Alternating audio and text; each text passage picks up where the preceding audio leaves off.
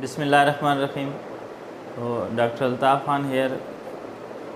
Today we will discuss the chloride shift mechanism. Simple topic to understand but very confusing topic.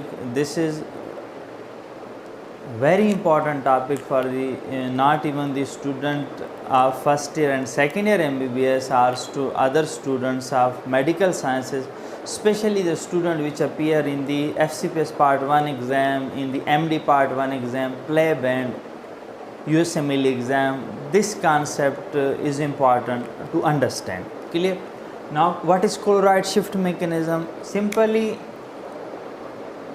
this mechanism belongs to the formation of carbon dioxide in the tissue, how that is transported. So we will do that. Okay. Suppose we have a tissue, this is a tissue, collection of similar cells is called a tissue. Each tissue is supplied having capillary in which fluid is drained.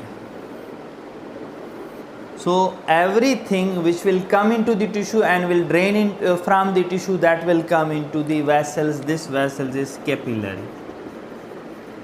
This is systemic capillary. Clear that? Now this tissue, when oxygen will be supplied from the blood, that oxygen will come into the cell.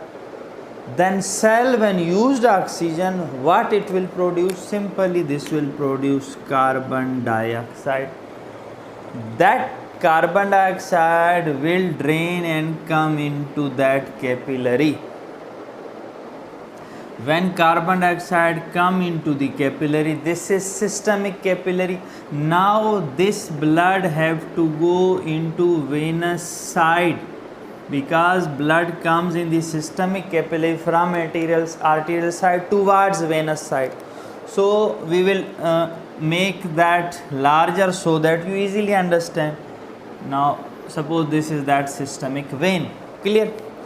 In that systemic vein, carbon dioxide have come. Now that carbon dioxide, what it will do? This carbon dioxide will come and inside the red blood cell, this will enter inside the red blood cell, CO2. Inside the red blood cell is a cell, 60 to 70% each cell have water. So red blood cell contain water. This carbon dioxide will combine with that water. They will form carbonic acid inside the red blood cell. We are still inside the red blood cell. Make them more larger so that you easily understand. Clear? Now that carbonic acid, which is formed from carbon dioxide and water with the help of enzyme carbonic anhydrase, this will dissociate into hydrogen ion and bicarbonate HCO3. Now this HCO3, which is formed inside the red blood cell, this will come and leave the red blood cell and come into where? The fluid in that vein. This is known as plasma. But this will not come here until and unless this is exchanged with the other ion. What is that important ion? Negative ion should be exchanged with negative ion so that ionic balance is maintained. Now this comes out with that another negative ion go inside the red blood cell with this exchange. That is chloride. So chloride is exchanged with bicarbonate inside the red blood cell. Now how red blood cell will be when it will leave the tissue, come on that side, the red blood cell will contain what? Here red blood cell from arterial side.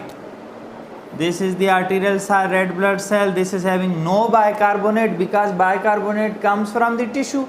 In arterial side red blood cell have no bicarbonate, no chloride. But when it is going through the tissue in the capillary, suddenly carbon dioxide jump into that RBC. In that RBC, that is converted into bicarbonate ions.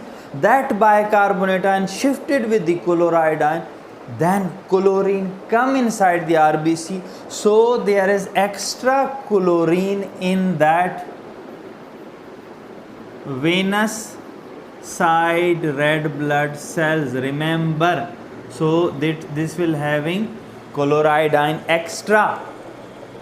Now important thing, what is the importance of the shift mechanism of chloride? Now chloride is shifted into RBC. What do you think? Is this osmotically active a particle? Yes, this chloride is osmotically active particle. So to maintain osmolarity, what will happen from the plasma?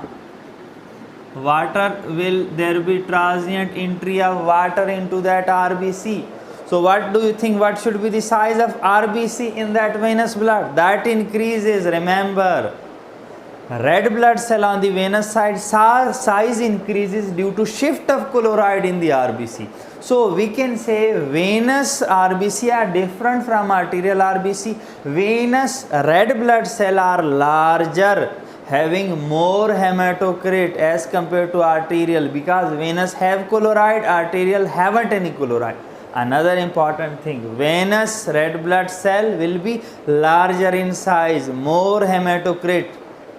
And can we say venous red blood cell contain more chlorine, more chloride ion as compared to arterial side? Yes, venous red blood cell contain more chloride ion because of chloride shift mechanism. Clear that? So this is very important to understand. This was just a simple topic to understand. So हमने क्या discuss किया, हमने बात की chloride shift mechanism क्या होता है। जब हमारे टिश्यूज़ के अंदर कार्बन डाइऑक्साइड बनती है तो वो कार्बन डाइऑक्साइड सेल में बनेगी, बाहर आएगी इंटरस्टिशियम से, फिर जो है कैपिलरी ब्लड में आएगी। अब ब्लड टिश्यू से वापस आता है वेन की तरफ, आया कहाँ से? आर्टरी की साइड से। आर्टरी की साइड से जब रेड ब्लड सेल आ रहे थे, जब कैपिलरी पहुँचे तो कार्बन डाइऑक्साइड जंप होकर उन आरबीसी के अंदर चली गई। उस कार्बन डाइऑक्साइड ने वहाँ अंदर जो वाटर था उसके साथ मिलकर H2CO3 बना, वो फिर डिसोसिएट हुआ HCO3 और हाइड्रोजन आयन में। HCO3 फ़ौरन बाहर आया, कार्बन क्लोराइड के साथ एक्सचेंज की। तो आर्टीरियल साइड में तो ये चीज़ नहीं थी, कार्बन डाइऑक्साइड क्योंकि थी ही नहीं, तो ये मैकेनिज्म नहीं हो रहा था। लेकिन वेनस साइड में हमारे पास जो आरबीसी थे उनके अंदर एक नई चीज़ आ गई, क्लोरीन।